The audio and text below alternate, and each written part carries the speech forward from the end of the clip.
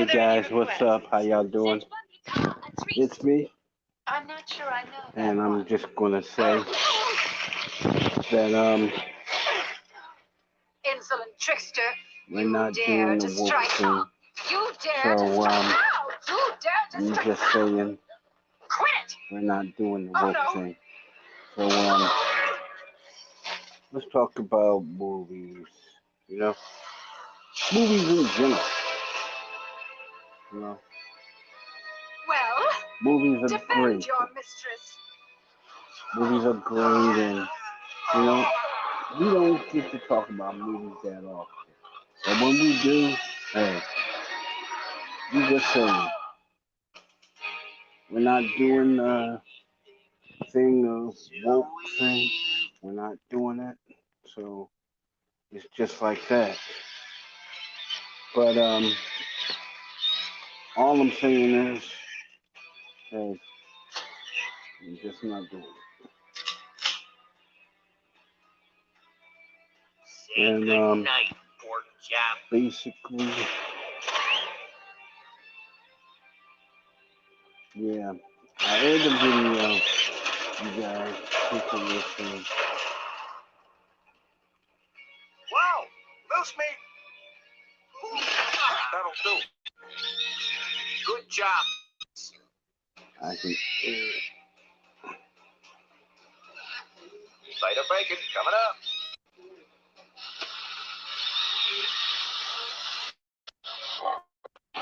I just can't.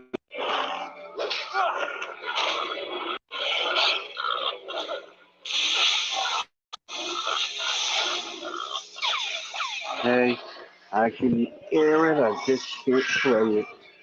You know. Big Rock Jake.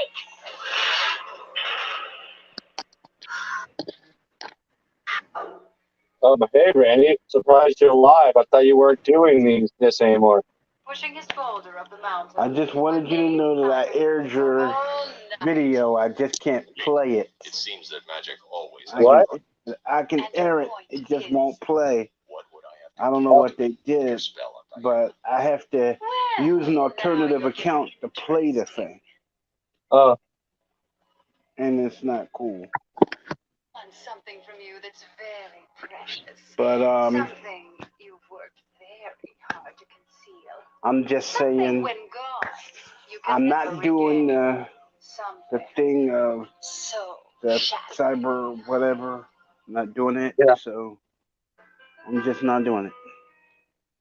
So, Am I blue? but I will say this. Am I I blue? will say that, well, Ain't these tears in What? my well, Yeah. That's that's trash doing that, dude. Well, of course you did. Because it melts all our clothes now. You'd be well, It was all rank trash thrown away when I got home. I forgot where I put it, Dean. What did you check pockets? yeah, no. I watch. I can load it. I just couldn't play it. That's all to it. But Beautiful. And you'll keep your part of the bargain? A deal's a deal. You can stop now. Not on your life. it's like I I don't know. It's like I have loaded it. It's just that I can't play it. But you you guys feel free to play it or whatever. You know, What video? the video you sent me today. I loaded it. I just couldn't play it. Oh, I mean, I just couldn't do it. It wouldn't happen, so, and I didn't want to ruin I need to know your order. I didn't want to ruin an expensive piece of equipment, so I didn't you mean the video I sent yesterday? Yeah, the one you sent yesterday. I didn't get it until this morning.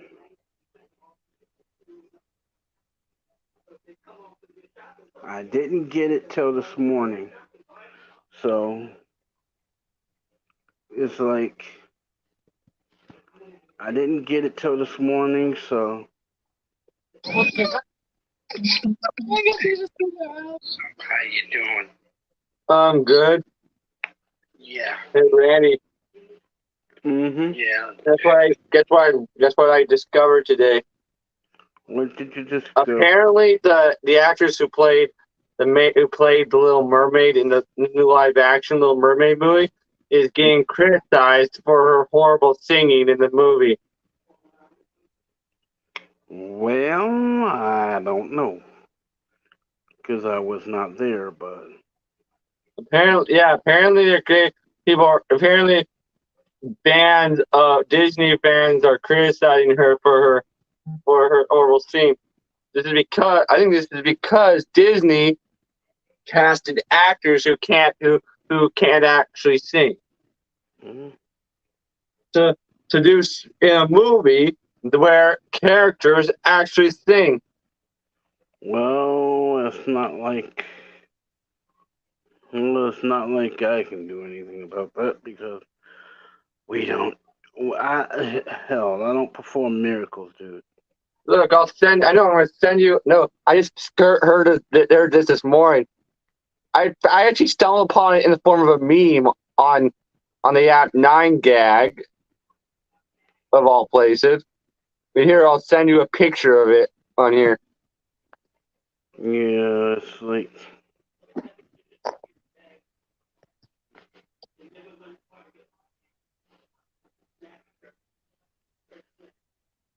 Well,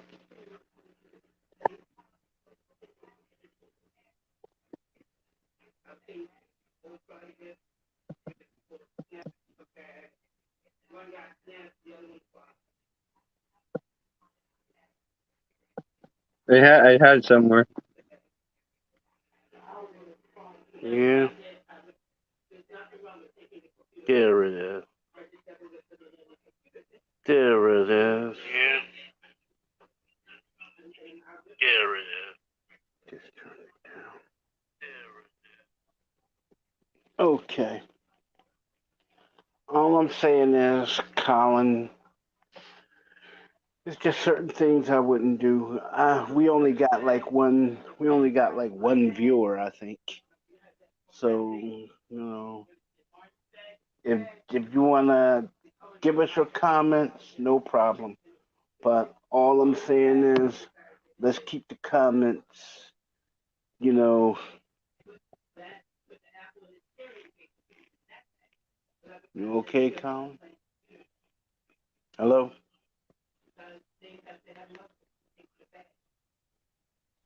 Hello. Well. Well. Hello. Yeah, I'm still here. Yeah, it's just that I started really not to. I started really not to.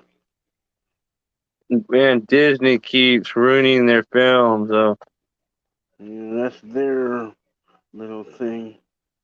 I know, but they're pissing off so many people. It's funny.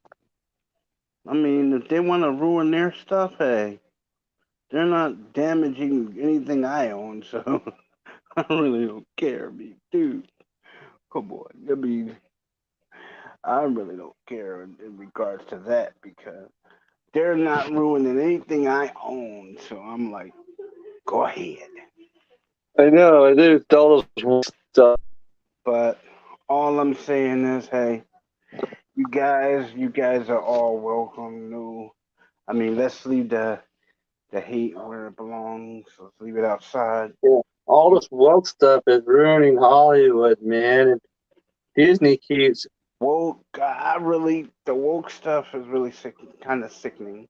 It is. It is. I mean, Why would anybody want to broach that little subject? I mean, hell, I mean, I like this morning. My grandma showed me this video that she found on Facebook where a congresswoman was literally having a mental breakdown while talking about the whole transgender thing of having teenage girls, teenage girls and boys become transgender.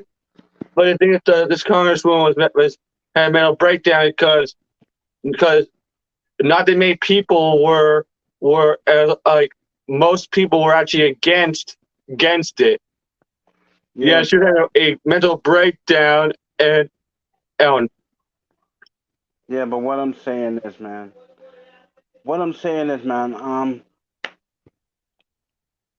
The woke thing. I mean, if they want to ruin their lives, hey, fine, do it, do it. You want to but, ruin. yeah, They want to ruin their lives, do it. the Don't. fact that they want to Yes, the government is trying to force schools to incorporate the whole transgender stuff is just stupid. I mean, I'm just saying, dude. I'm just saying. It's just saying. Um, they're doing it not only in schools, but they're doing it in entertainment. I noticed it in one of the streaming apps that I was on, watching something.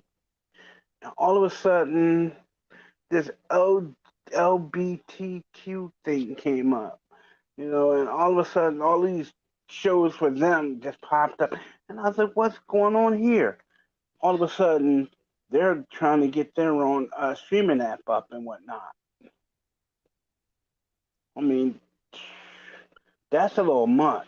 That's what I'm saying. Look, I'm not against the LGBT community, but Hollywood needs to stop incorporating them into movies. I mean, they literally every time LGBT characters are incorporated into a Hollywood movie, they literally do nothing for the plot of the film and end up just being background characters that that bring nothing to the plot at all. And like All they do is draw more attention to the woke movement because those characters are the ones that end up getting criticized. And you know, like for example, no, remember the sequel to Independence Day Resurgence, all the LGBT background characters that were in it. yeah, I remember. I really didn't.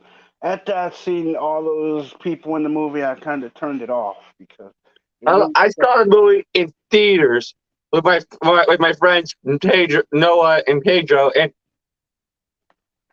the movie sucked in comparison to the original. I like the original better because you had more of a plot. You knew what was going on. You knew what was at stake. I mean, it was basically a good movie because not only did they utilize the stuff that they had, but then they added more to the plot from like the Roswell storyline. You know what I'm saying? They Yeah, added and more to also the plot. the original movie had a lot of heart and great characters, and Yeah, you had, it also had that famous iconic scene where the president gives that famous speech to get all his soldiers motivated. to do their jobs like he told them.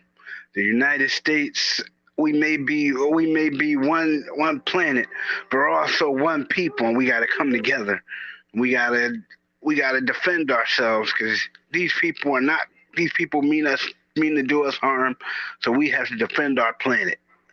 Let's Yeah, and the fact that and man, actor Bill Pullman did a great job as the president in the film, and like but really showed his acting chops. And but any movie that he's in, he shows that. You ever seen that Disney movie he was in called Tiger Cruise? you know, He did a really good job in that. He played the XO. yeah, it's cool.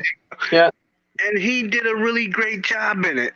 He was a normal guy, just doing his normal job, walking around, making sure people, are safe and whatnot. You know, he wasn't this superhero guy, you know, with all these powers. He was just in second in command of an aircraft carrier, and he was Yeah, making sure his people were safe. yeah. Fun fact, do you know that when he played Star Lord? I mean, when he played Lone Star in Spaceballs, he had never seen a Star Trek movie or the Star Trek TV series or any of the Star Wars movies. So he literally was not familiar with the genre that they were spoofing. He was winging it. So he was winging it. That's just But it. he did a good job of I'm, with his character, which was yeah, basically a mishmash of Han Solo and Luke Skywalker. yeah. You notice that we lost a character once we stopped talking about the woke movement. I mean, you notice we lost a watcher when we started when we ditched the woke subject. I mean what? Yeah, I I'm not. obviously that I'm not watcher gonna, was pro no. woke. No, I'm not going to give these people any publicity. I'm not going to give these people my attention because you know what? They can mess up their kids' lives or whatever. Don't come this way with it because I'm Yeah, look, I'm not trying to hear it. look. If you're here, if you're tuning into this live stream and you're someone who likes the woke movement, man, there's the door. Okay, we don't want the woke movement anywhere near our live streams or in our lives because the woke movement is a bunch of I'm, meaningless nonsense that I'm nonsense that is and a bunch of stuff that's being caused by the government and it's stupid. It's really stupid. I'm not going to offend people, but I'm just going to say it like this here. I don't subscribe to it and I don't support it. All I'm going to do is say I'm not giving it any unnecessary, you know. Yeah, and also, And if you want to come in and talk about movies and, TV or whatever, you're more than happy to do so. I mean, more than you're invited, but I'm just saying, let's leave that particular subject at the door. yeah, guys pretty much already know what my view on the what how I feel about the woke movement because I as of my video that was uploaded to Range channel. I mean, I really don't subscribe to it, you know, but, and I'm not a person that gay bashes or anything like that. I'm not Look, a I have person look. that, what I'm saying is, you woke people, I don't have nothing against you. It's just that if I had kids, I wouldn't want you teaching them. That's all I'm Yeah, saying. it's the same here. Look, people. I have nothing against the you woke people, but I don't want. If I ever have kids, if I ever get married and have kids, I wouldn't want any of them taught by any of you because It's what not you're doing to our schools is messing up our schools. It's not that not that you're really bad people. It's just that your values are a little skewed, man. I mean, I can't. Yeah, it's just the what you value is just weird and odd and not in line with how how people want to spend their lives. I mean, you're all this transgender stuff, all these drag queens coming and teaching Wait, kids in schools and all this wait a stuff. minute. Wait a minute. You ever seen you watch TV, don't you, Colin? Yeah, Okay. You ever seen Star Trek: The Next Generation? yeah, I've seen that. Okay, it's an episode called Androgynous that came on one day. I was watching it. It was about a race of people, and they were supposed to be male and female. These people adopted a binary lifestyle, which means they were neither male nor female. What are you then if you're not male nor female? I don't know. Yeah, I mean, I mean, but what are you? I don't know either. but check it out. That particular show, particular episode was one that I'm gonna bring light to because um I watched the show, you know, and basically I'm confused because before this woke thing came out, it was only straight and gay. Now it's straight gay and other. I mean, yeah, But I'm confused by this too. but this is the thing. But this is the thing. This is the thing. Well, where there's where there's people that are gay, I can accept that. I could honestly accept that because why? Because it's not that they're trying to become the norm. It's just that they're living their lives the way they want to do it. They're not bothering me. Yeah, They're not same bothering here. I have nothing against gay people because they're just living their lives and like But they're unique in their own way and living their lives in a way that that that's just unique. But like there are some gay actors that are pretty good that I basically grew up with that I basically like. I mean, take Richard Roundtree. He played Shaft for over 20 years. I mean, my man he got a 50-year span with his career. yeah, and he ended up reprising the role for the Samuel Jackson continuation movies that were starring with the Shaft movie that came out in the early 2000s, which continued the story of Shaft, but with Samuel Jackson's character, who was basically, I think, the grandson of the original Shaft, played by Richard Roundtree, becoming the modern version of Shaft. Version of Shaft, the more. I mean, they even got the guy who did the theme music for the original Shaft the movies to come back for the Shaft movie that they did in the early 2000s and even literally recreate the theme music for the original movies, but and make them sound exactly like they did in the original films. For those of you who don't know the guy who did the theme song for Shaft, his name is Isaac Hayes. He is. Yep, Isaac Hayes, and he also did a little acting stuff here and there too, right? Remember in Marilyn was in that movie. I'm gonna get you, sucker. Yeah. And also in Robin Hood Men in Tights. And he also did. For those of you who don't know, he also does the famed voice of Chef from South Park. Hello there, children. And he sings that song, "Suck on my creamy chocolate balls." Yeah, that's his too. Yes. Yeah, Isaac Hayes. But the only Shaft movie that he did not return, that he did not do the theme music for, was the last one that they did. I think 2 or 3 years ago, because he didn't like the tone that they were going with for the new movie, and wanted no part of it. The director actually tried to get him to come back, but they wanted no part of it. He didn't want part of it because, number one, Shaft was never a bully. Shaft was never a bully. He was never a goon. He was never a bad cop, and that's what they did in the Samuel L. Jackson version of Shaft. They made him a bad cop. They made him dirty.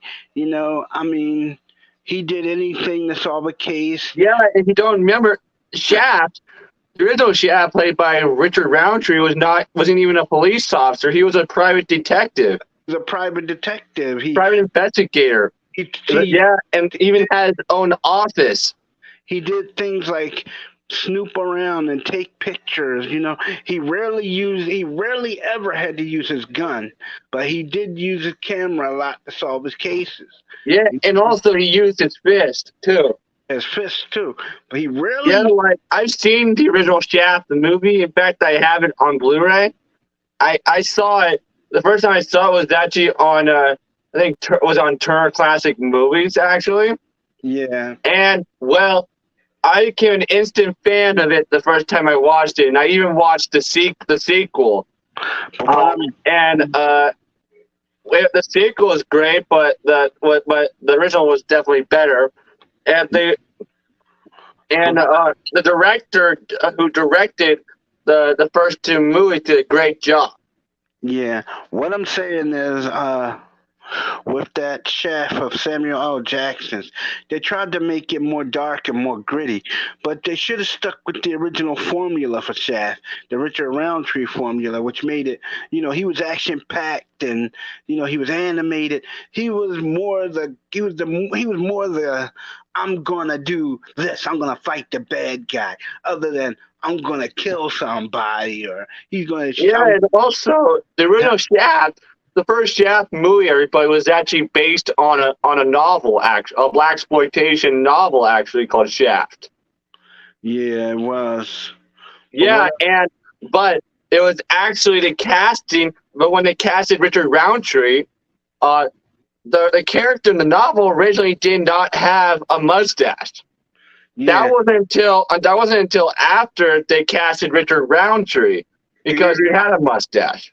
Do you remember his first? The first bad guy he went up against was Remember he did that? Yeah, he did the movie. The first bad guy he went up against was Black Caesar, who later played Black Dynamite, who later played Dolomite in a movie called Dolomite. Yeah, the first movie. I remember in the first Shaft movie, he got into a fight with two goons in his office, and literally, told one of them that I remember one of them literally went out the window and fell to her death. Yeah, and Dolomite he just put in prison because when he fought Dolomite at the end, he got pretty banged up, but Dolomite went to prison. When Dolomite came out of prison, that's when he decided to start up his own business, his own private detective business. But then you had people around him that wanted to keep doing the business, the drug business. So what he did was he had to separate himself from them and still do his business, Yeah, I like Shaft. He was a cool character. Like I remember when I was writing my first the novel adaptation of my Red Hood Rises fan film. Right, I remember when I was writing it, I actually used a little bit of the original Shaft movie for inspiration. I mean, for a few parts. I mean, like because the Shaft character, in a way, makes me think of because Shaft is a very pretty tough character, and he's a cool guy, yeah. and the way he does things actually reminds me a little bit of Jason Todd, actually.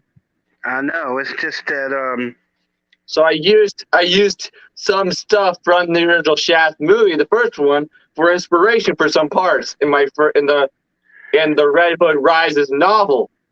Yeah, it's just that when you're doing things like novels and stuff, you got to stay true to the storyline. Like take for instance, I'll just use a generic superhero. Take for instance, I'll just use Soul Power because he was good back in the 50s and 60s. 40s, 50s, 60s. That was his time. What they did was instead of making a hero, instead of using the same character traits for Soul Power, they went and they got somebody like Phil Lamar or somebody, another voice actor, because Phil Lamar does Green Lantern on Justice League, but he also does Static Shock. Yeah, I know. I'm just saying. What So I did. what I'm saying is they got a person to imitate the original voice actor for Soul Power, and they drew a character around him called Black Vulcan. Black Yeah, Vulcan. Black Vulcan is supposedly the same. Supposedly, he's supposed to be the same character, but Black Vulcan is the Black Vulcan in the Justice League or the Justice Society was in his. He was barely. He was what, 21, 22, 23 years old. And as I remember, his suit didn't always look like that. yeah.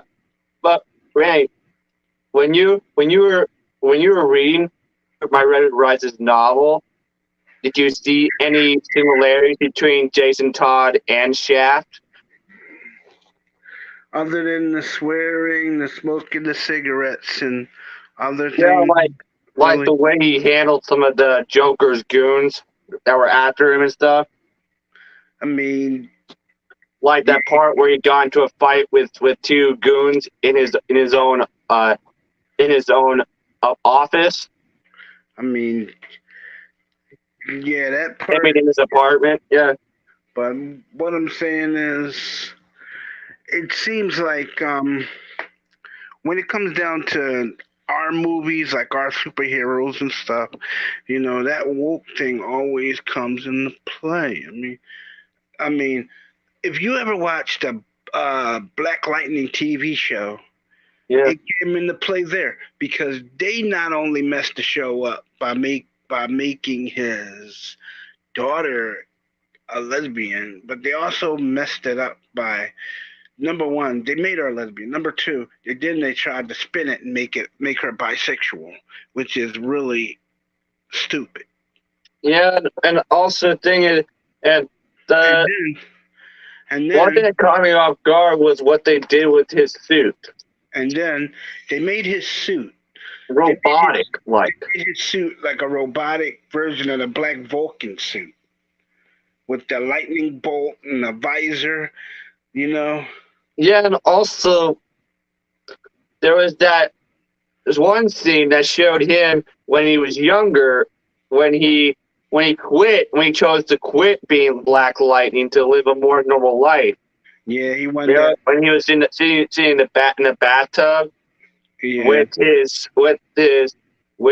who would become his wife, yeah, he and won. he, to me, I could still tell that he was still old, even though they were trying their best to make him look young.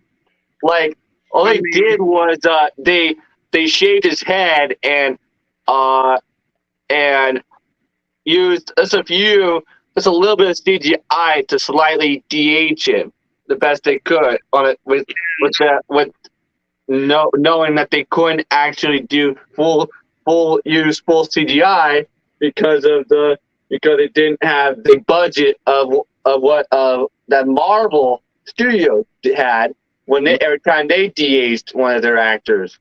yeah, I mean, like you gotta understand, Warner Brothers don't have that $1 billion budget, man.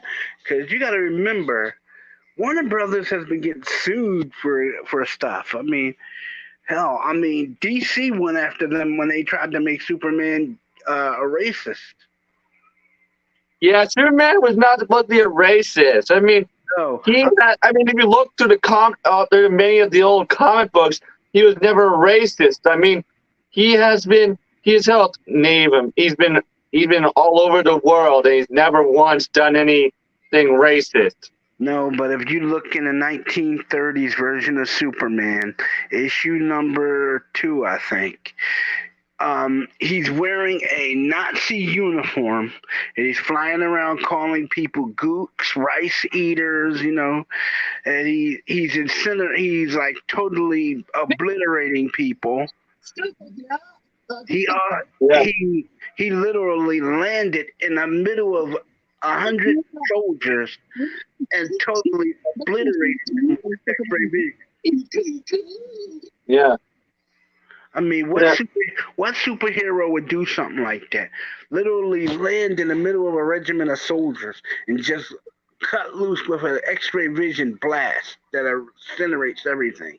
Yeah, and the thing, yeah, and also like when it comes to my Red Hood Rises novel, Randy, when I was writing it, I was never trying to like I really before this woke stuff even happened. Yeah, but you got to realize that woke stuff was happening since the first. It was going to happen because it's been happening since the first Batman. I mean, come on. I mean, the first. You remember an episode of Batman featuring the character called what was it, Tremaine? He was called Tremaine. He was played by Liberace. Yeah. Okay, Tremaine was was the jumping off point. You know, he was Liberace. We both know Liberace just gay as a $2 watch in June, don't we? We do. Yeah. Yes, we do. And then, not only that, did they introduce the homosexual element into Batman, which I really think they shouldn't have never done. Yeah. Right? But it not only opened opened the door for characters like Batwoman and Colin, Batwoman and Birds of Prey. Remember the girl that's supposed to be Batman's daughter was Selena Kyle? Yeah. Her, Dinah. They tried to make her a woke person as well, but Warner Brothers told them, we're making Batman a movie. We're using Michael Keaton. We're not having that. And they canceled Birds of Prey. Remember? And yeah, Birds of Prey is an interesting show, and to me it was odd though because they had set Birds of Prey was technically set in the same universe as the live action Batman movies of the 90s. I mean, they even used the actor who played Alfred in the 1989 Batman movie in the two 90s Batman movies as Alfred in a few OnStar commercials that were created for Birds of Prey that had yeah. Do you remember those OnStar commercials? Yes, I do. Not only did they feature the actor that played Alfred, but they did feature one where they had Michael Keaton in the bat suit driving the car. And but the actor who played Batman and the main one, which was done for Birds of Prey, was not Michael Keaton, like Val Kilmer or George Clooney. It was a different actor. The actor who was playing Batman in the Birds of Prey TV series. Yeah, and I forget his name, but yeah, I forget his name too. But what I'm saying is that Liberace thing opened up the door. Yeah, and if you look at the bat suit that was worn in the Birds of Prey TV series, it's basically the same bat suit worn by George Clooney, but just painted black or gray. So all they did was recolor the bat suit. Yeah, they did the same thing with the Batgirl suit from the Batman and Robin movie, the one worn by Alicia Silverstone. Yeah, they reused it for Birds of Prey for Barbara Gordon. Yeah, they all they did was paint it black and painted the Batman emblem and added the Batgirl cowl to it.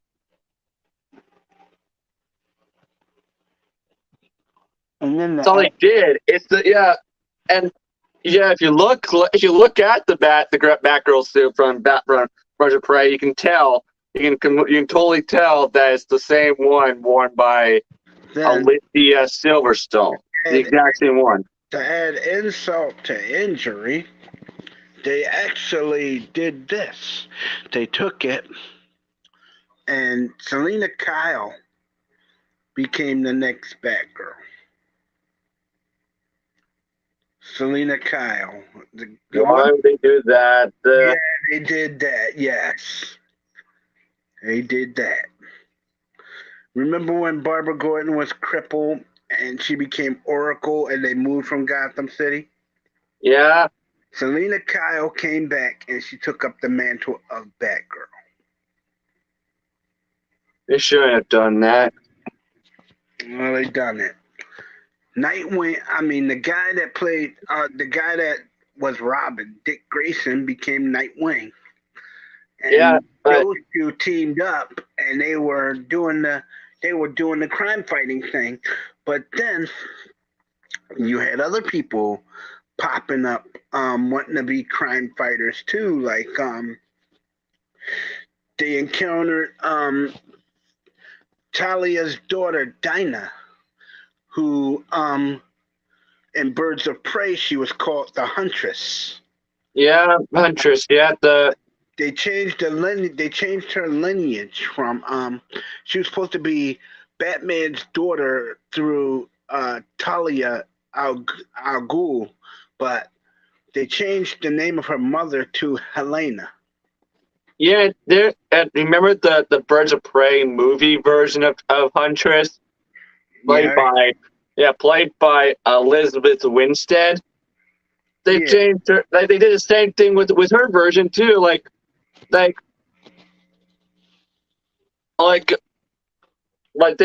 basically did the same thing with her version too. Yeah, because there's no mention of her being Talia al Ghul's daughter in the Birds of Prey movie. But when you mention Catwoman or Selina Kyle, she's originally associated with Selina Kyle, as if her mother was Selina Kyle. What's weird is because that's what they said in the Bird of Prey TV show. Oracle had it up on the screen, her birth records up on the screen as being the daughter of Batman through Talia al Ghul. Yeah, what's messed up is they really screwed up Gotham City in the Birds of Prey movie. Yeah, they made it look like 1930s Los Angeles. Come on. It just looked like Los Angeles in the 1930s. Yeah, but of course we can all blame Margaret Robbie for that.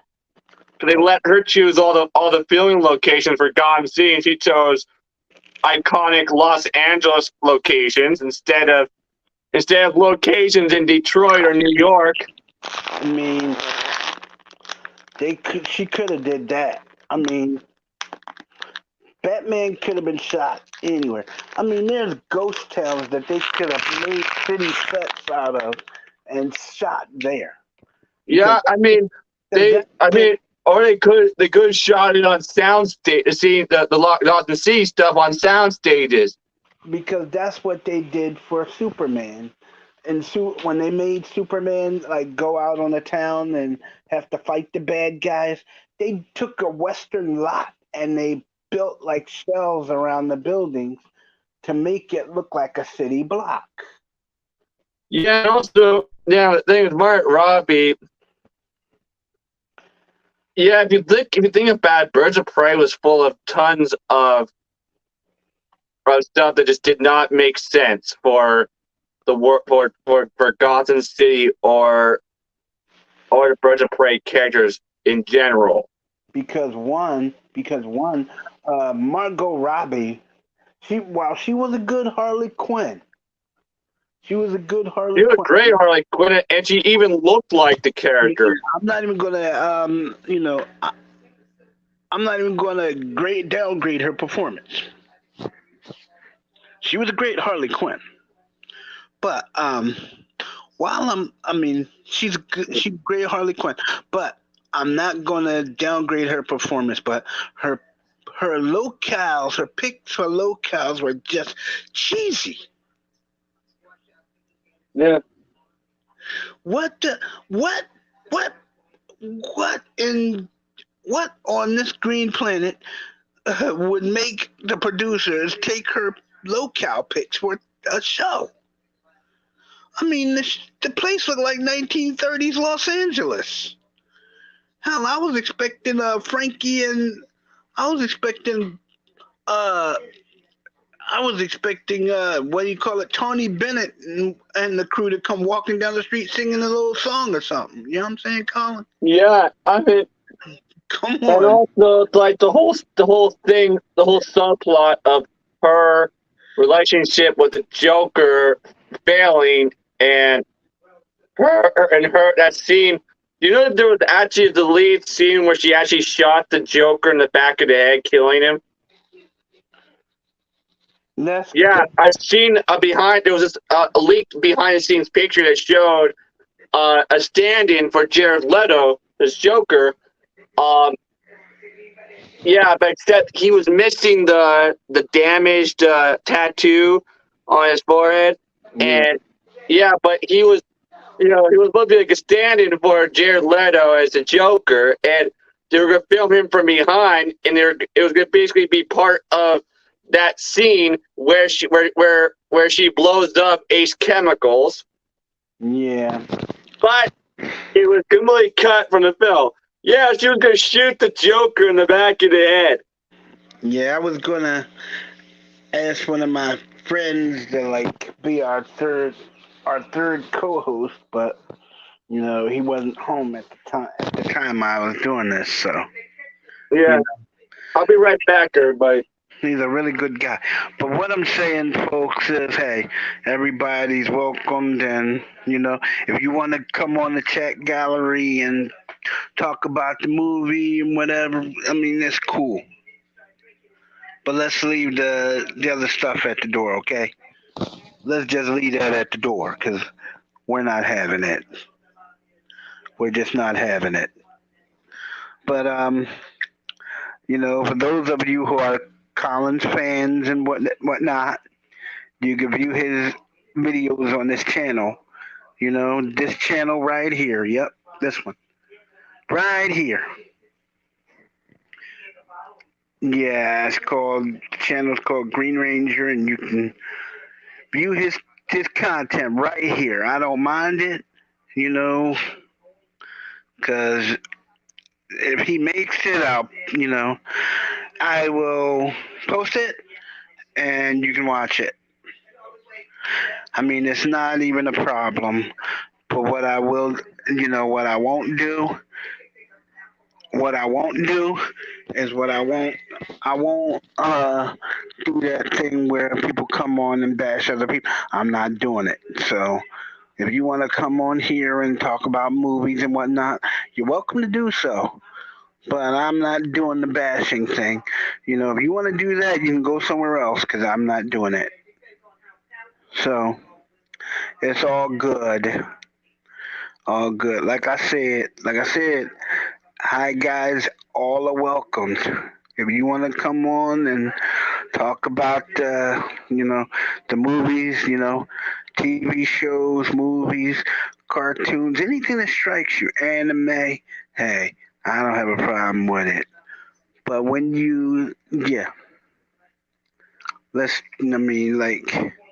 totally. That's what I'm saying. But it's all good. All good. Anybody want to come up? I mean, it would not be a problem. That's all I'm saying. I think I will invite somebody up.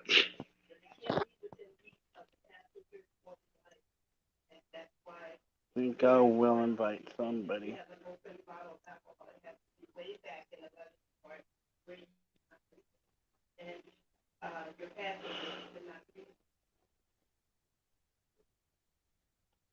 Think I will invite somebody.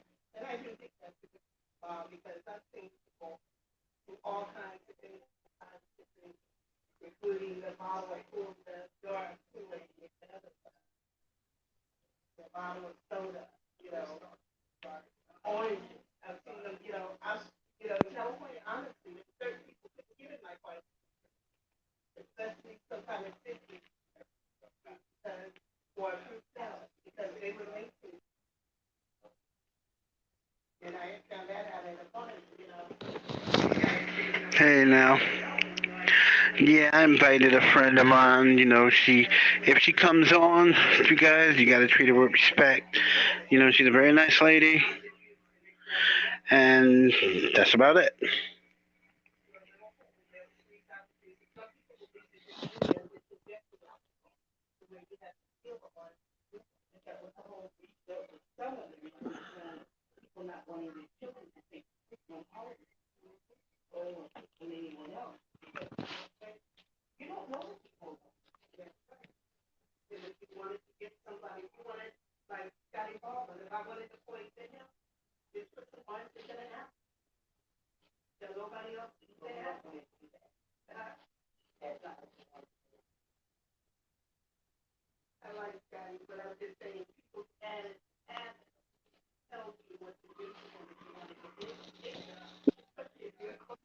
I'm back. Yeah. Look, everybody, when it comes to adapting like Batman stories to the big screen, they should stick to keeping. In my opinion, they should just stick to keeping Gotham City looking like a dark, gritty city like New York or Detroit, because that's what it was supposed to be. Like, thank goodness they didn't screw up Gotham City again when they did the Robert Pattinson Batman movie. Yeah.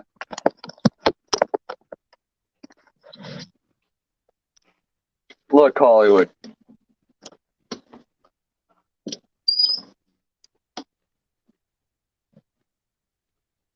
Yeah, look, Hollywood. When it comes to Hollywood, you need to stop doing this stuff like this to superheroes and back into the big screen. It's just messes things up and angers us fans.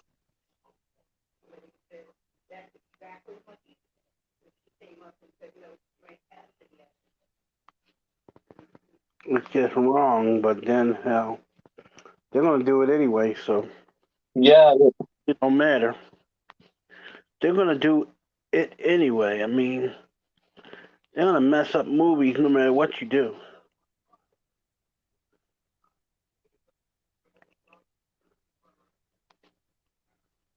They're gonna mess up movies no matter what you do, no matter what you say.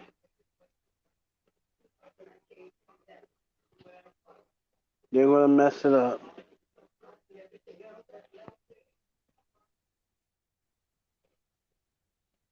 yeah.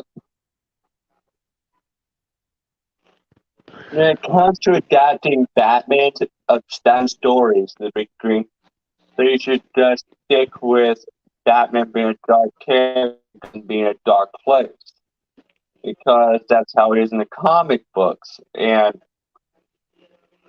it just fits with the whole with the Batman character in general too. I mean, come on, Gotham is full of lots of weird villains and psychotic villains. I mean, like there's the Joker, who's a psychotic maniac who looks like a clown. There's the Riddler, who is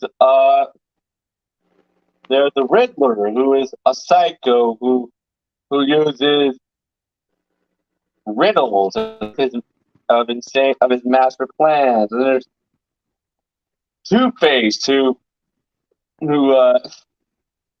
has a split personality. I mean, Two-Face was just that. And then there's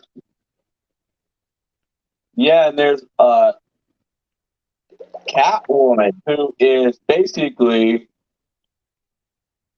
the perfect love interest for Batman. But she's also a cat burglar. Yep. And there's the Penguin, who is like one of the most oddest, one of the weirdest Batman villains in my opinion, because he acts like a penguin.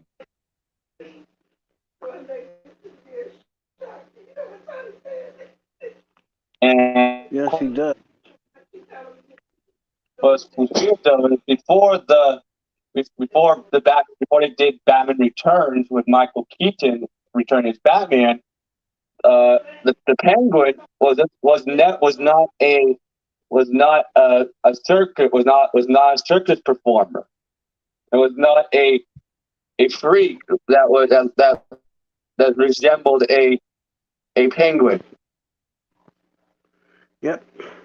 He was a fat dude. He was just a fat guy, portrayed as a fat guy who he chose to act like a penguin. Thank goodness they returned the character to that when they did the Robert Pattinson Batman movie. I mean, you've seen the Robert Pattinson Batman movie, right, Ray? It had Colin Farrell Penguin. Nah, I didn't see it, partner. I definitely didn't see it. I haven't seen it either, but from what I have seen of it, like clips I've seen of it, what they did with the Penguin was they made him a gangster, a mobster, a gangster, instead of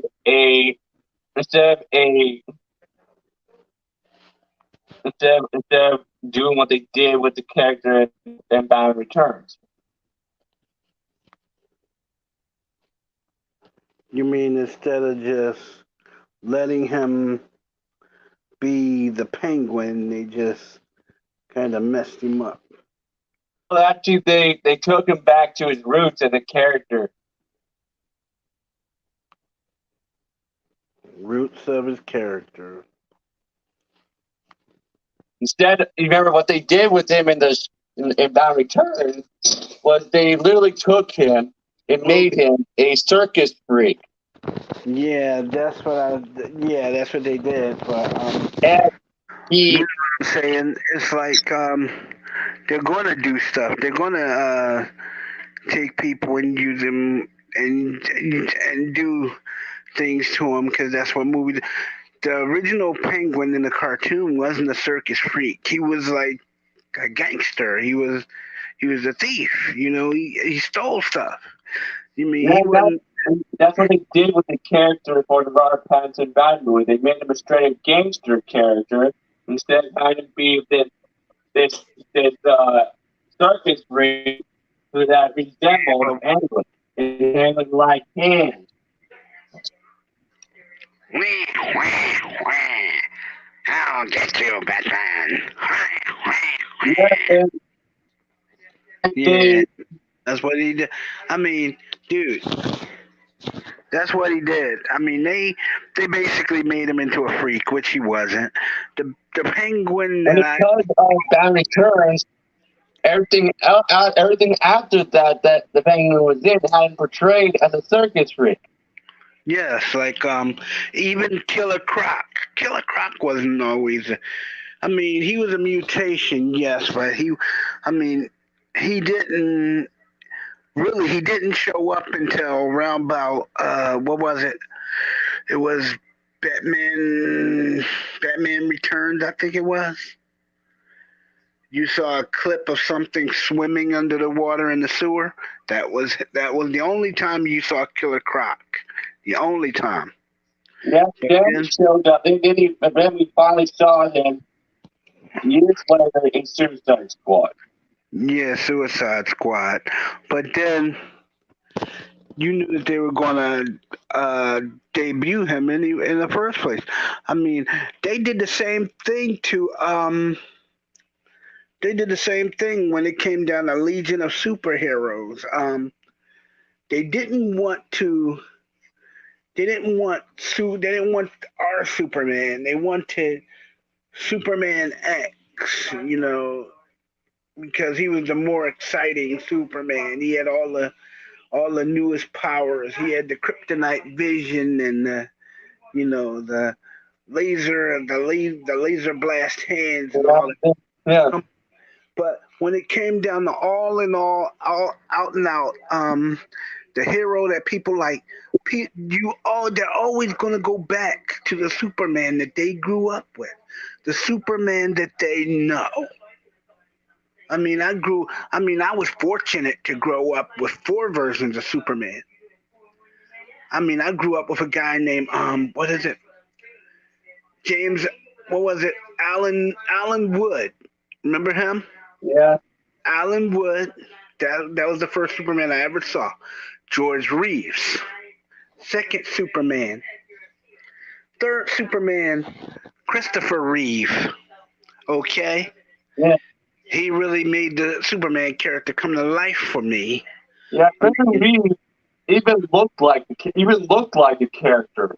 He even looked like the Superman character from the comic book. I mean, his physical appearance. Yeah, He looked. I mean, his facial features were so similar to that of Superman's facial features in the comics that it was pretty much an uncanny resemblance. And I mean, of course, it was. it just happened to be a big coincidence that his last name was Reeves, and that the actor who played Superman before him was named George Reeves. It's a big coincidence, but what I'm saying is it was a lot of actors that played Superman. I mean, you had those are three actors right there. Then you had uh, John Newton Haynes, who played Superboy. Then you had some. Then you had um who was it? Gerard Christopher, who also played Superboy. Okay, Yeah. but then just as you were getting used to him, you got somebody. You got somebody new. Dean Cain Playing Superman. playing Superman. I mean, Yeah, but of course, unlike previous versions, his version was Superman, and the Clark Kent thing was just what he used as a secret identity, a yeah, facade. So yeah. uh, But while fighting crime, but like they, Chris. But when Christopher Reeve played Superman, he incorporated parts of his personality into the Clark Kent persona to humanize and make the Superman character more legit, you know? yeah, Because listen to how he spoke. Listen to how Clark Kent spoke. Oh, gee, that's swell. You know, number one, yeah, Clark Kent did speak like that in the comic books. He did do that. I read that in the comic books. Okay. He did wear dark suits. He did wear gray suits. I mean, he did do that. He also wore he also wore dark blue suits too. dark blue suits, and he wore. I mean, He also wore the fedora hats too. fedora hats. Yeah, he did wear those. But Well, Well, he really looked like Clark Kent. I mean, he really did. He did look like Clark Kent, but when he He did the did a Superman, great job. And I think he was an unknown actor when he first put on the red cape. yeah, he was a unknown actor who literally took a character, an iconic character, through efforts of his own, made it his character. He is the most famous of all the Superman actors. Really. Then years later, after Henry Cavill came along and did a fantastic job of portraying a modern version of the character, while still honoring what Christopher Reeves did in the past. Yeah. So yeah, Henry Cavill didn't want to chose not to he didn't want to. anything that Christopher Reeve did because it would have been wrong and it would have been an insult to Christopher Reeve's legacy with the characters. He didn't copy him. He just kind of.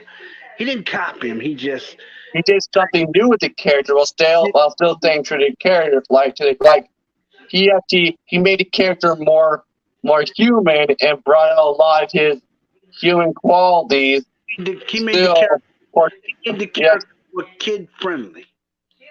I'll say that because Superman in the 1920s, 1930s was not kid friendly. I don't care what anybody says because I watched the show. Yeah, also, I mean, through actors like George Reeve, Christopher Reeve, Alan Wood, and Dean Cain, they humanized the character. Seriously, I mean, that's the same thing. Another example of an actor doing something different with the role of James, with the role of an iconic superhero, while still honoring what had been done before with the character, is me when I played Jason Todd, the Red Hood. I chose to do a new version of his Red Hood origin, while still honoring his comic book look and his roots, and still, while doing it in a way that brought new to it, but while also not ruining what had already been done with the character in the comics. Another version.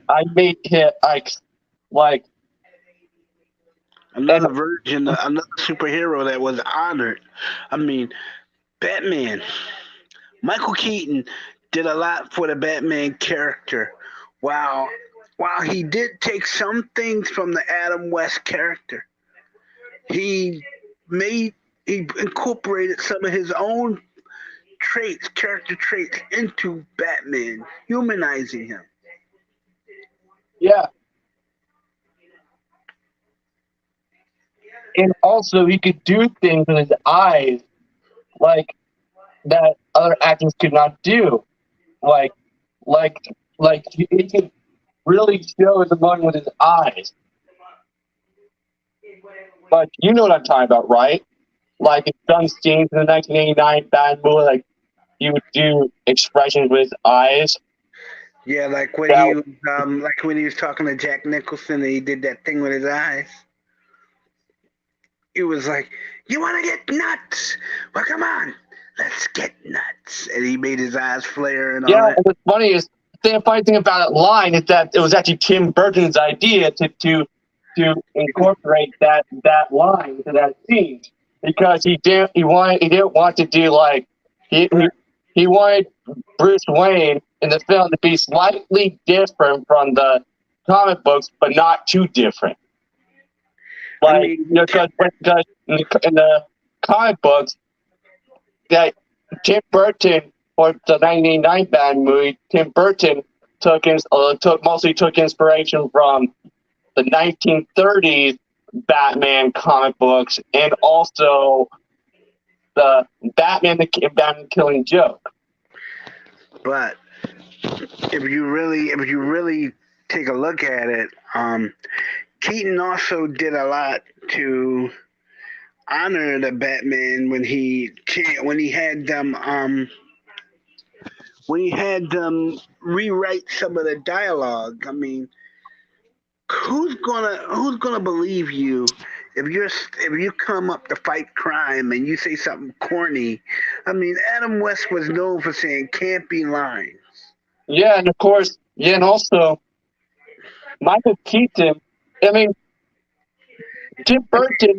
Even one thing that Tim Burton did when he casted Michael Keaton as Batman, it was he actually had the hair stylist who was working on the movie actually give him the haircut, the hairdo that Bruce Wayne had back in the 1930s.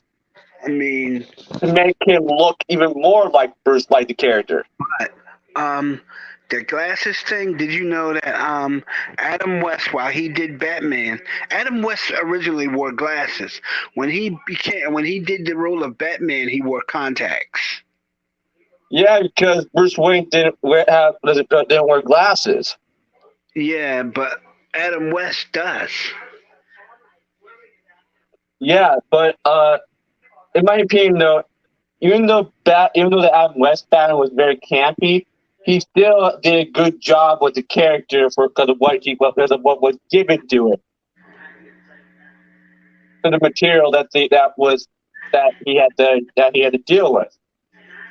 And the thing is, Adam West and Burt Ward knew that the show was a joke to begin with, so that's how they actually approached it like as a joke. Joke, yeah. Yeah, so he knew. Yeah, so that they knew from the start. Adam West and Burt Ward knew from the start that the show was going to be portrayed as a joke, satire. But you can't fault them for it, because look at all the lines that they wrote for Burt Ward. Holy strawberries, Batman! We're in a jam. What the hell is that? That was a line that I told you. Burt Ward built in that episode of American Picker they cameoed in that they wanted to say that exact line in the episode, and he was like, no way. Like, no effing way. That's too corny, too goofy. Or check this out. Holy posse, Batman! Let's head him off at the past. Come on, dude. Come on now. Yeah, and that. Come on now. You're chasing cowboys in a Batmobile, and somebody says something like, "Holy, who's Scout Batman? We're gonna get these guys and take them to jail." What?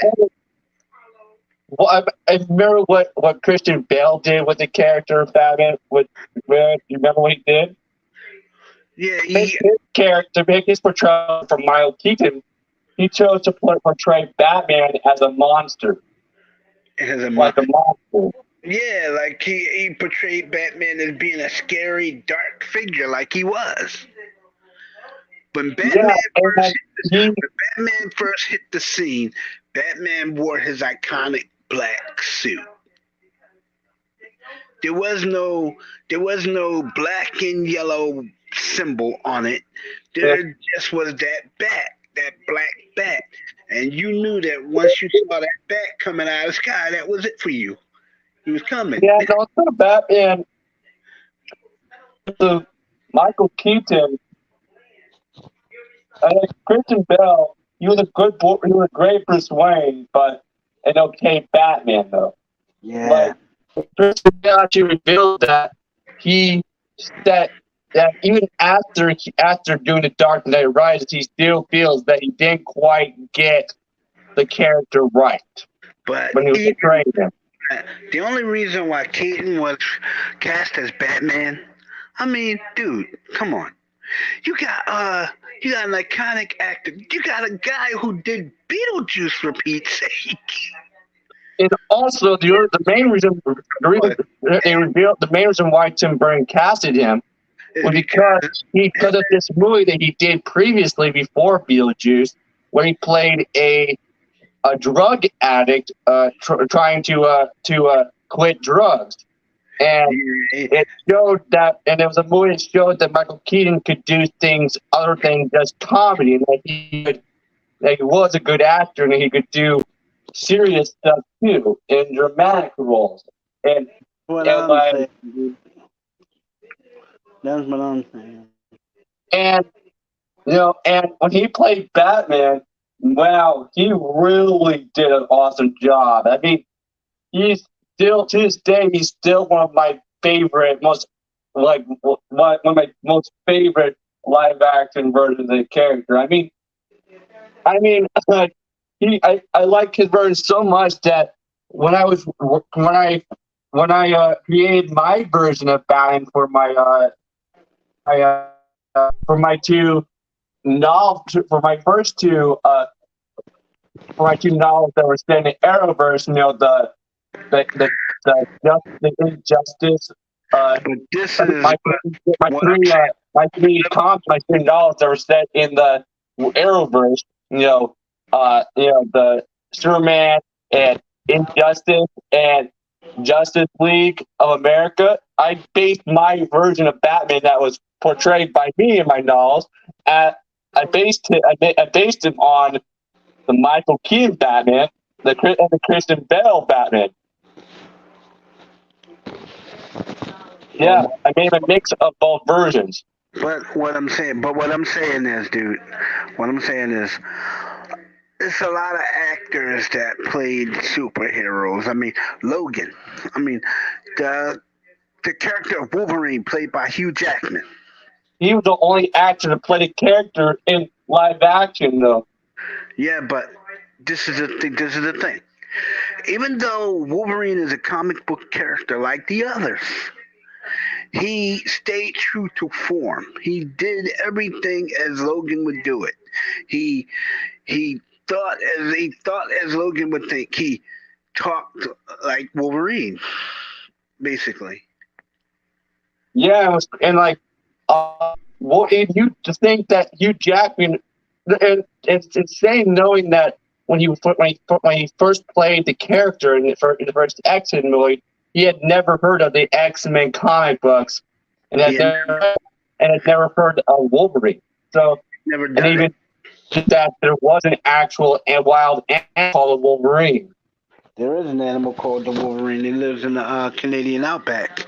I mean, he has like what is it, 4-inch claws. I mean, thing to rip Yeah, you. and the thing, and so when he first played the character in the first X-Men movie, since he had no one of the comic books before, he knew nothing about the character, so he basically based the version of his portrayal on Clint Eastwood, the man with the Clint Eastwood, the man with no name, and Mad Max. Like, Yeah, he didn't know it's for the mindset of his character. He didn't start doing and perfecting his work until it came time to do X-Men. the line of "I go where I want to go" that came from the comic book. That came from comic book. It was crazy. Eventually, Bryan Singer, who directed the first X-Men movies, didn't even want to do the first X-Men movie because he was not in the comic books. But it was actually his movie producer who suggested the idea of doing X-Men to him, and actually made him turned out a biography of all the X-Men characters, and showed them to Bryan Singer. And Guess which character stood out the most to Bryan Singer and made him want to direct the first X-Men movie? Wolverine. Yeah, Wolverine. Because Wolverine is a very dark, tragic story.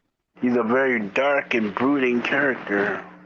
Yeah, in a way, it's weird. It's like he's another character that is somewhat similar to that of Frank Castle, the Punisher, and also Jason Todd, the Red Hood. They're another similar character. Like they're both tough characters who drive and like Jason Todd, Wolverine drives motorcycles and wears a leather jacket and is a tough, brooding guy, and what he does isn't and who is very good at what he does. You know that even though what he does isn't very nice. Yeah, I think about there's similar characters. I mean, personality-wise. Yeah, I mean, like, dude, come on, you got people. I mean, then you had people like Michael Marsden, who played Cyclops. I mean, he had to watch a lot of episodes of X-Men to where he could pull that off. Well, and what's funny is his agent, speaking of Michael Marsden, James Marsden, when he was offered the role of Cyclops for the first X-Men movie, his agent actually told him not to do the movie. His agent felt that it would ruin his career if he chose to do the movie because he had just done that one movie, a movie previously before X-Men, which was where he played a teenager, and it was had to do with with hypnosis or something like that. I remember it was that teen drama science fiction movie that starred him and Katie Holmes. Oh, you talk about that? Okay. Yeah. And remember, James Marsden was like a young actor, a new up-and-coming actor. So. Yeah. Oh, you talking about that movie Voyager, right? I think no. Actually, let me see here. Isn't that the one where he played a space cadet? No, not that one. No. Yeah. Let me see. It was not that. It was a movie that he did. No, it was called Disturbing Behavior.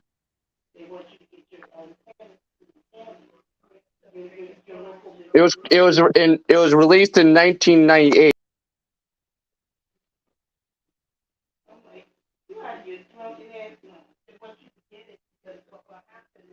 It's crazy.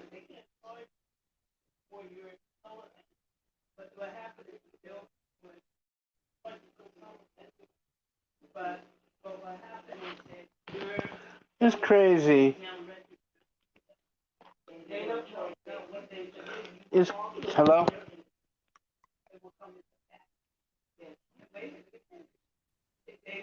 Hello? It dropped me. But as I was saying, yeah, it was a movie called Disturbing Behavior, and it was released in 1998.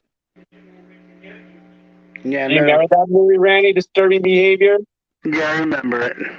Yeah, that was a movie that he did previously before he starred in X-Men.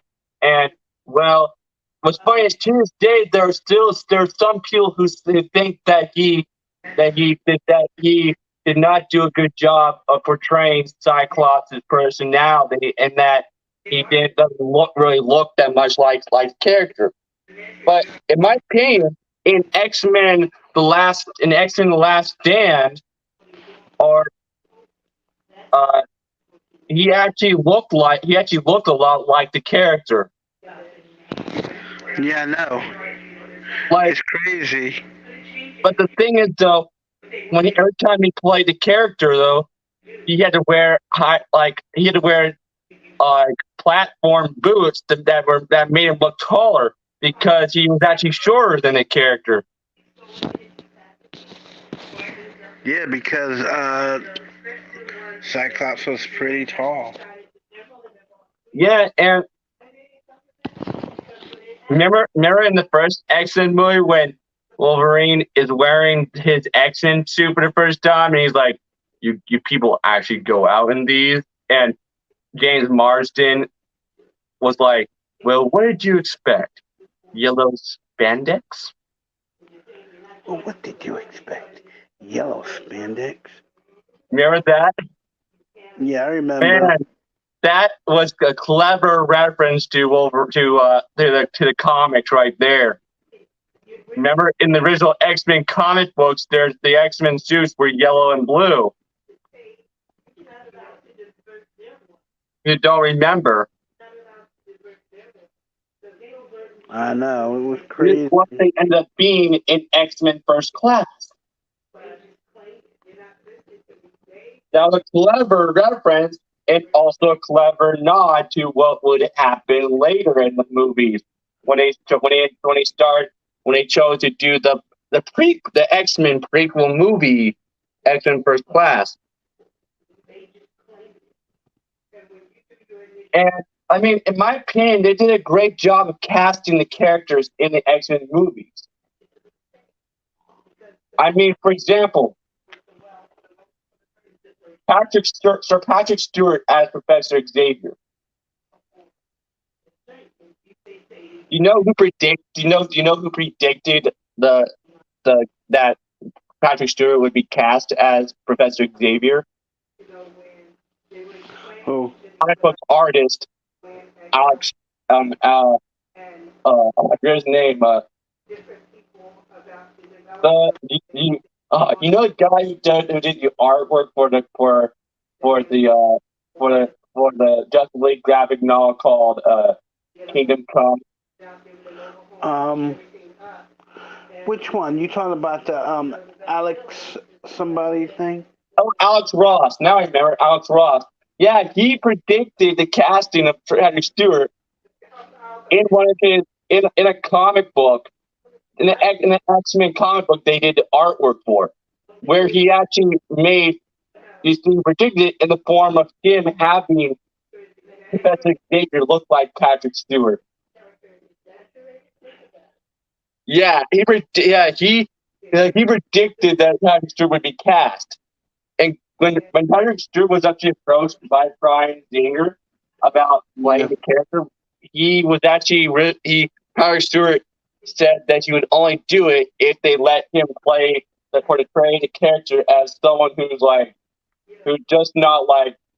doesn't see himself restricted by his wheelchair, and that he can still be really an intriguing character, and not be just seen as a bald guy in a wheelchair. Yeah. But he wanted to be able to. He wanted to the portray character with a lot of energy and a lot of seriousness, and but of course, it ended up being perfect for the character.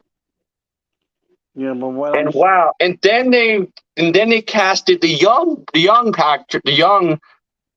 Professor Xavier, casted actor James McAvoy, who actually ended up being a perfect young version, who ended up being a great young Patrick Stewart in the X-Men movies. Yeah. I mean, even in X-Men Days of Future Past, when he was doing X-Men Days of Future Past with Michael Fassbender, he and Michael Fassbender revealed to the press that they were basically having to impersonate Patrick Stewart and Ian McKellen, and for X-Men Days of Future Past.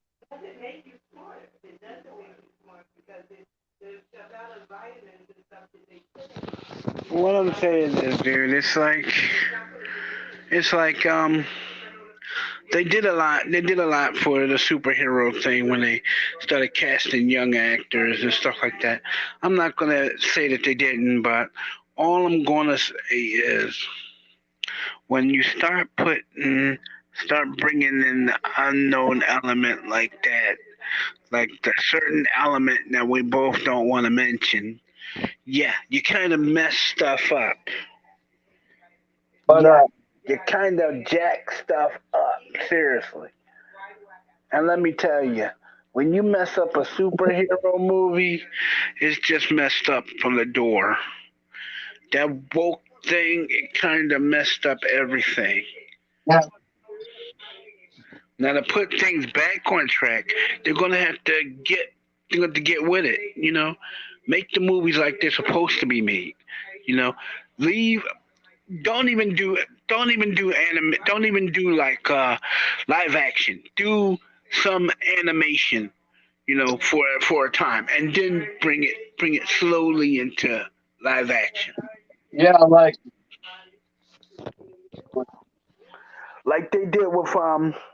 Like they did with the Little Mermaid. It's 50 versions of the Little Mermaid. 50 floating around out here, and they're all animated. So yeah,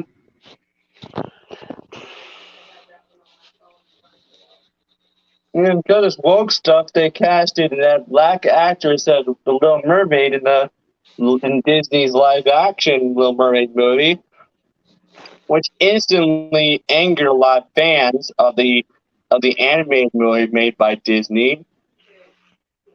Because yeah, but what I'm saying is they should just. Disney is big on animation. They were famous for animation.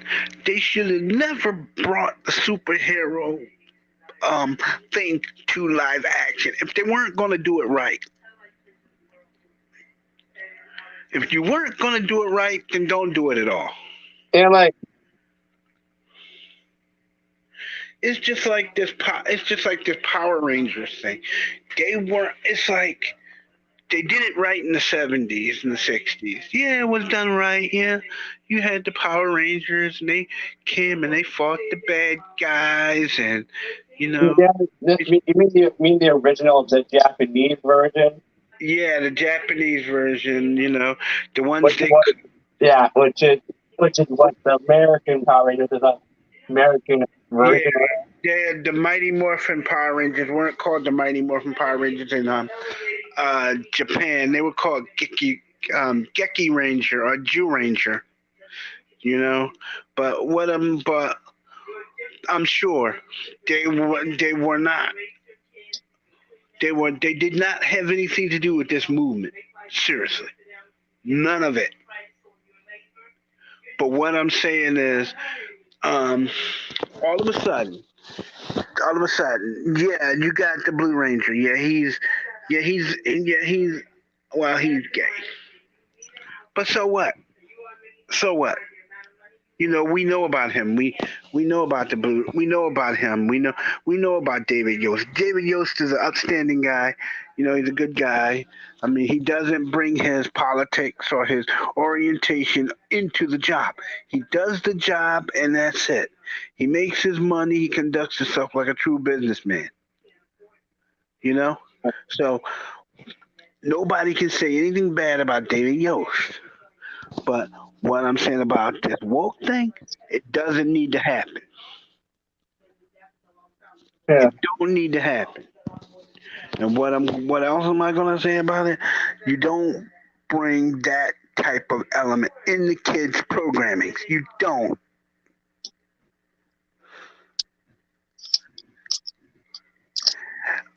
Remember that? Remember Scooby Doo, Colin?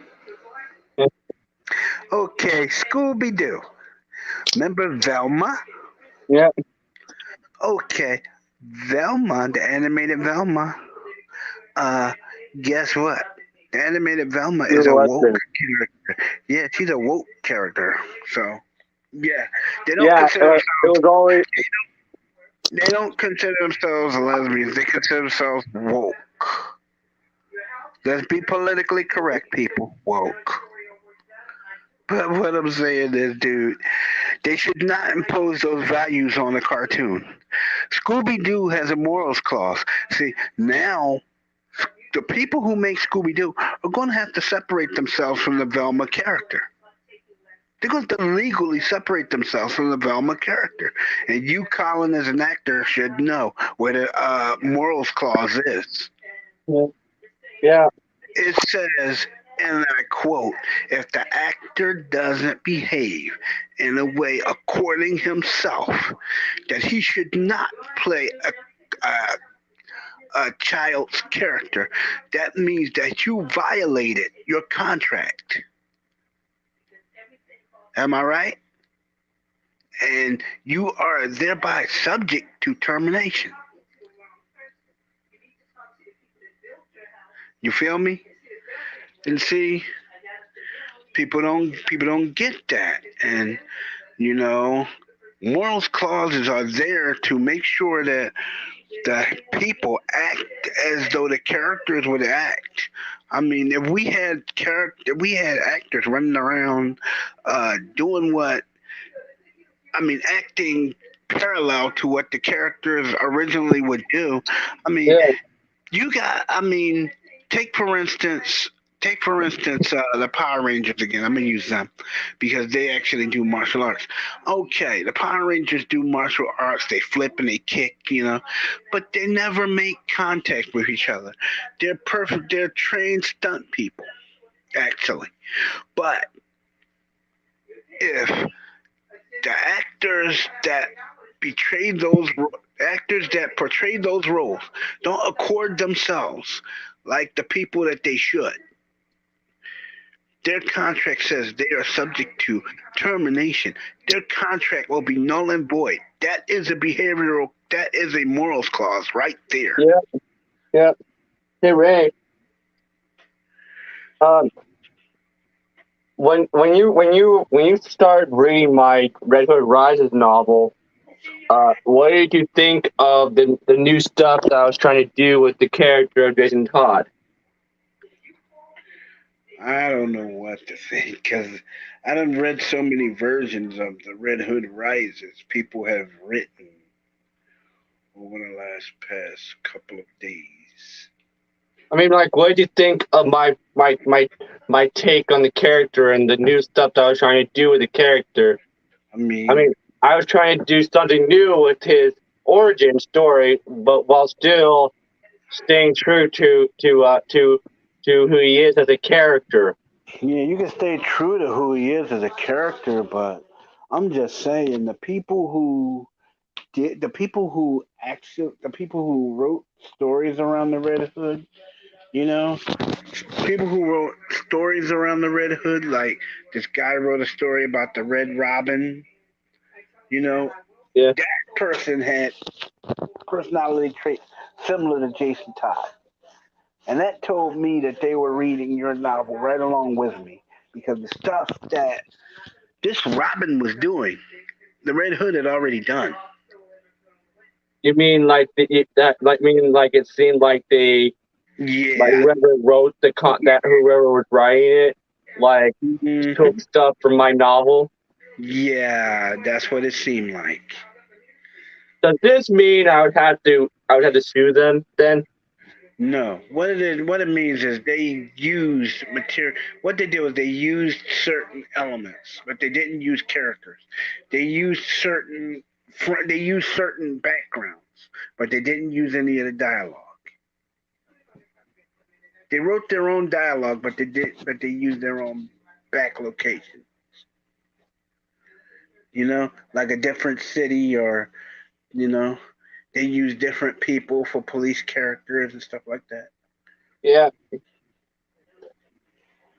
But did you like what I was doing with the character, like making the story a character piece instead of it, even though it was like a straight up comic story. When I was doing the movie and then the novel version, I was trying to make it a character piece, a character study, like we wanted a lot of character moments in it. in a story that shows him as a person, not just as the Red Hood or not just as Robin. Well, you can't. Well, whereas he's the Red Hood, you can't really do that because I mean you're basically talking about him in a third person. I mean, he has the Red Yeah, Hood. he's He like has, I'm trying to explore more of him as a person. Because like what they were doing with like what they did with the last Wolverine movie, Logan, which was basically a character study. oh, Like I wanted the characters to show more of him as a you wanted person, you not like you wanted to to make explain him seem more real. you wanted to explain his backstory to legitimize him. Yeah, that's Yeah, and also to make him seem more real to to readers and and to viewers of my film. but And which is why, unlike my movie, I when I wrote the novel version, I went even deeper. I dived even deeper into his life and into who he is as a person. And his love of fixing motorcycles and his love of like of his like and why he's a damaged person and why he's like an angry person.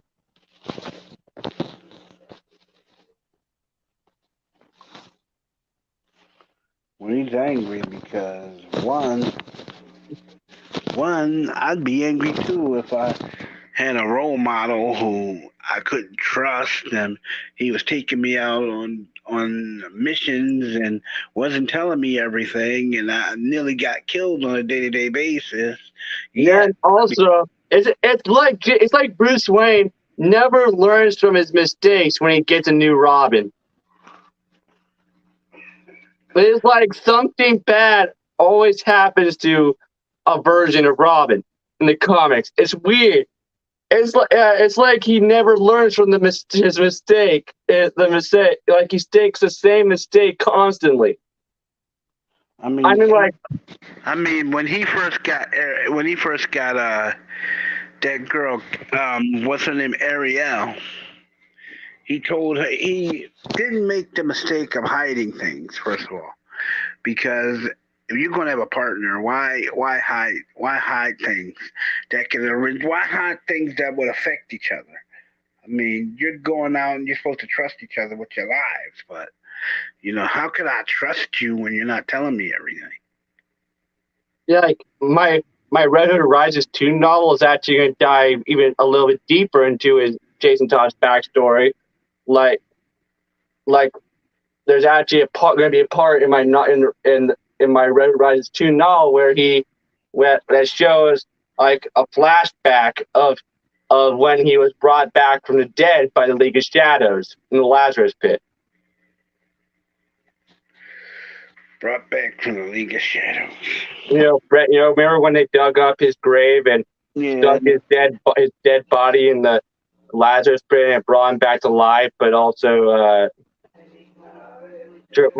gave him the ability regeneration abilities and the ability to not age, and also gave him super enhanced strength and not die and all that. And yeah.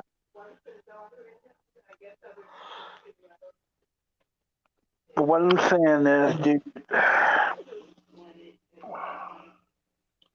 whoever did your Red Hood Rises thing, whoever called themselves writing a Red Robin novel about it, they kind of did their own thing. It wasn't the Batman story. It wasn't the Robin story. It was just a story.